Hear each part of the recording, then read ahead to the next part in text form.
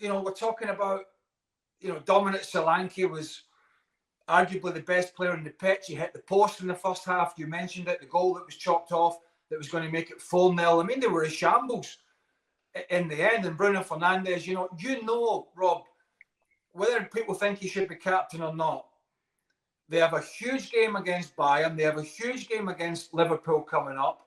He knows his manager's under pressure. He's the captain of the football club. He's one of the most senior and experienced and talented players.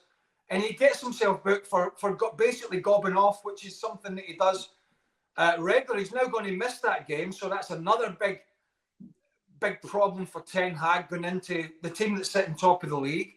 And I just think it's unacceptable behaviour from a skipper, particularly when you're looking for leadership at a time when you are under the scrutiny that Eric Ten Hag is. I think it's unforgivable for your skipper to get booked in such a crazy manner.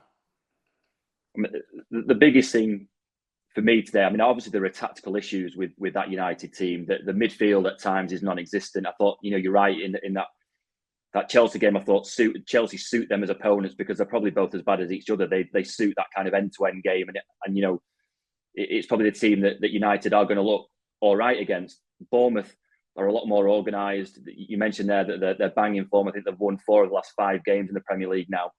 But the biggest thing for me today was that it wasn't necessarily anything tactical that was the biggest issue. It was particularly the first half.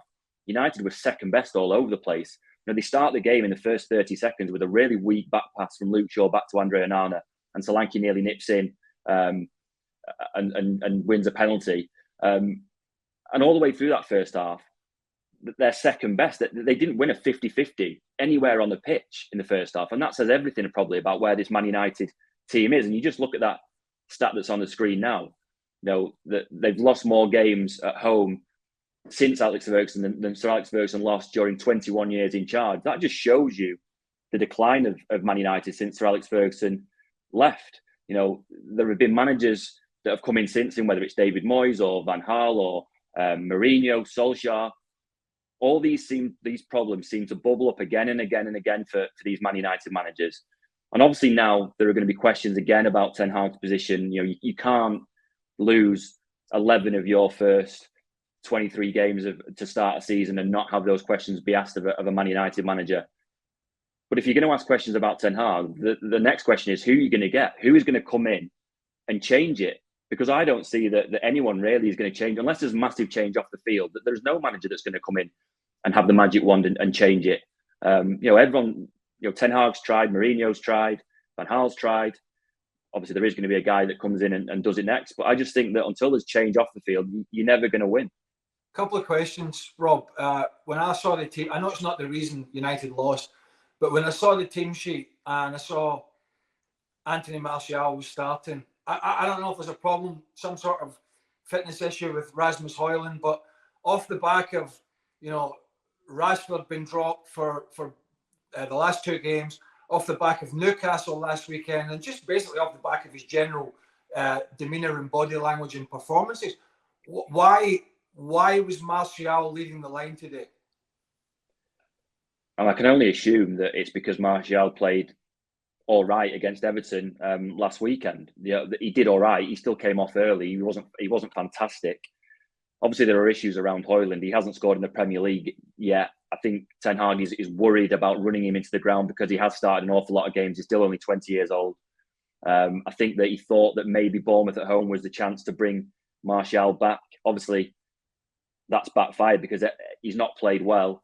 And obviously, United have lost. Not only that, he's been subbed before 60 minutes. And when his number's gone up, the 4th official's held his number up, there's been loud cheers around Old Trafford because he's going off. And that just tells you, what the United fans think of him after 9 years at Man United. He just hasn't performed well. And he started to become like the poster boy for that kind of, lack of effort, lack of desire that Man United fans think that affects an awful lot of their players.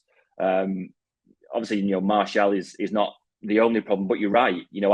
Having done quite well against Chelsea, you would think from a manager's perspective that you would try to keep as many of that team together. Obviously, he's had to change at centre half because Lindelof's been injured.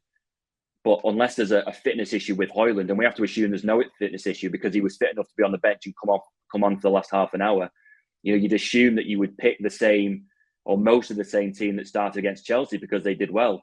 So to make that change, A, before the game seems quite strange, and B, obviously it's backfired, and you can comment on it after the game. It does seem a strange one to me. I suppose the burning question again from a United perspective and the supporters, the Ineos investment from Sir Jim Ratcliffe is imminent. I believe you'll know more about that than me.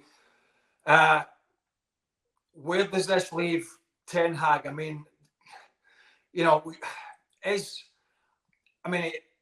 they going to make an immediate change, particularly when they look at this, or are they going to wait, see how the following weekend goes? I mean, are we days, months, how far down the line, or how much do you think they're looking at the manager and thinking, we're going to make the football decisions, the first one we're going to make is at the top? Yeah, I mean, it's definitely a question that has to be asked. It's interesting because when Radcliffe was first, or his team was first talking about having this 25% investment and taking over the football side, that they were quite bullish about Ten Hag. They said, he's popular with the fans. He did well last season. He's got a lot of credit in the bank. We're going to stick with him. I certainly think from conversations that we've had, away from all this, that attitude has cooled a little bit, and it's cooled because the results have not been there. The message still from Ineos is that if they came in, or when they come in and oversee the football side, there's an awful lot of people before Ten Hag who they would look to get rid of. They do want to make change in the football department. Obviously, Ten Hag is key to that football department, and his position would have to be looked at. But as far as Ineos go, there are other people ahead of him in the queue to go. That said, the main guy in any football department at any club is the manager. And if that team isn't winning, you have to look at the manager's position. Now, I don't think that there's going to be any kind of immediate change. What will happen is that Ineos will get this deal confirmed.